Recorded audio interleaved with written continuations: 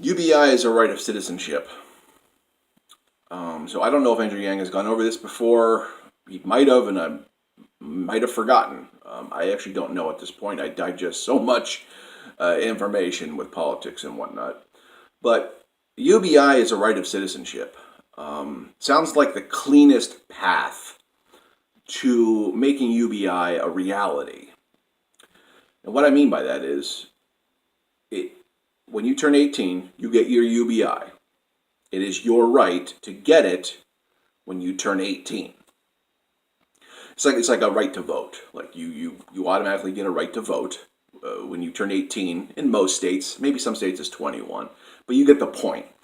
A law that says this is your right and your claim to UBI when you turn 18, let's just say.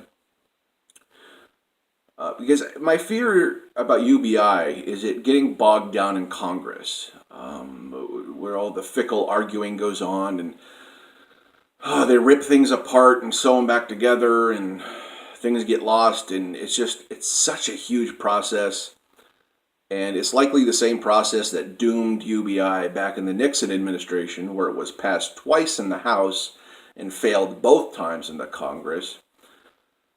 I just want to see a cleaner path to UBI implementation, and the way I see that is through a right of UBI via right of citizenship. Because I just think it's going to get mangled. It's going to get torn apart. It's going to be a fraction of what Andrew Yang wants. It's just I'm just looking at a path around the bureaucracy, the insanity of Congress and the legislative branch, and just be like, okay, how do we make this a reality? What's the path of least resistance? Make UBI a right of citizenship.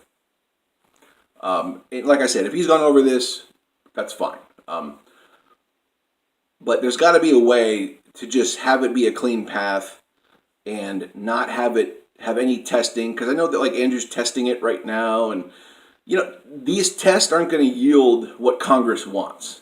They want to know how it affects GDP, because Congress and legislators are still going by our current GDP model, which just measures the value of money. Okay, it's not measuring what Andrew Yang wants, which is mental health, child poverty rates, how we're doing on a micro level. It's all macro.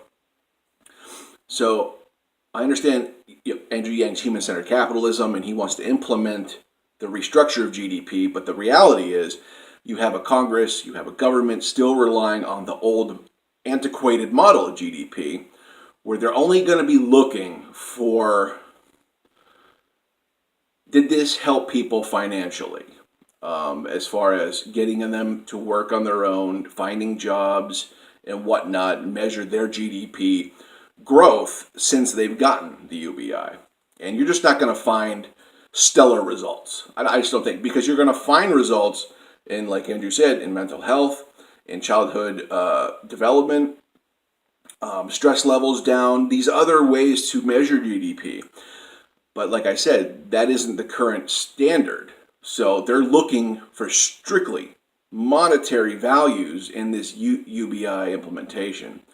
So I just don't think we're going to get the results we want from Congress, who's still going by the old antiquated model. And I just want to get around all that. Like, I just forget it. UBI, path to citizenship, full stop. And I don't know if that's going to happen. I don't know if that's insane. I'm just looking for the cleanest path. So let me know your thoughts down below. Let's talk about this.